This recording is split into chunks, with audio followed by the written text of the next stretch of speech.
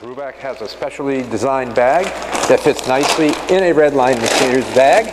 All you need to do is simply fold the bag over.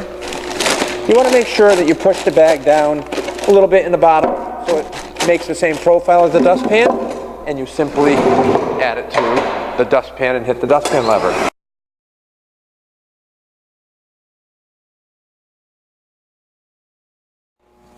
You're going to shake the shaker bar. That's going to drop the dust off the filter. You're going to drop the dustpan, and then you're going to turn on one motor. That's going to hold all that dust up against the filter. Simply remove the bag, take it from the outside of the machine, tie off the bag, and dispose of it.